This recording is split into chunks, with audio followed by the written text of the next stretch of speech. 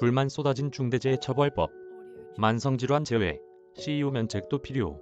급성 중독으로 보기 어려운 만성질환은 중대재해처벌법을 적용하는 직업성 발병 범위에서 제외하고 정부가 마련 중인 관련 법 시행령도 경영책임자 역할을 실현 가능한 범위 내에서 구체적으로 규정하는 등 합리적으로 제정할 필요가 있다.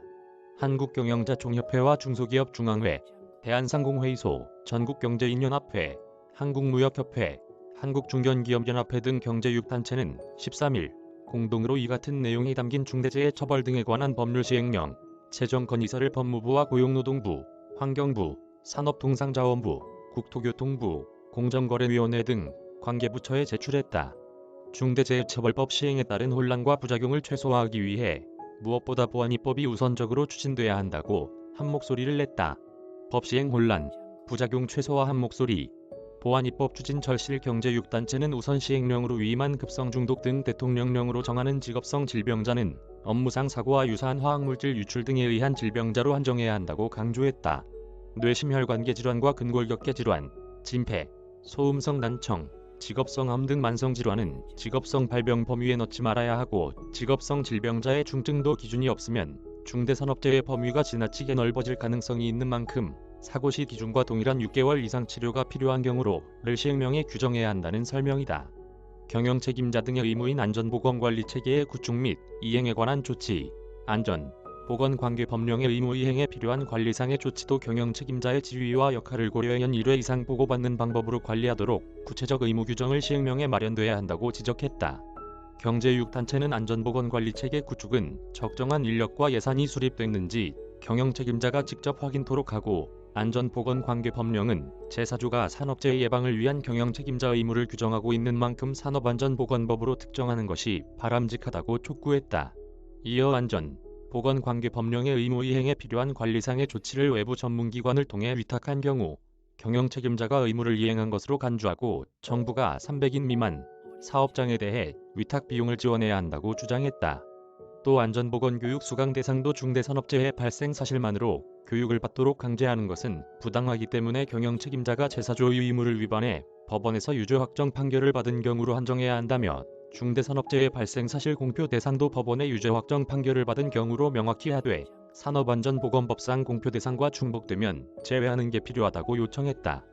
경제 6단체는 특히 시행령 위임 근거는 없으나 법률 내용만으로 경영책임자의 의무를 파악할 수 없는 규정과 종사자의 과실로 발생한 것이 명백한 중대산업재해는 경영책임자가 조사 및 처벌을 받지 않도록 하는 등 관련 규정의 시행령 마련을 정부가 적극 검토할 필요가 있다고 강조했다.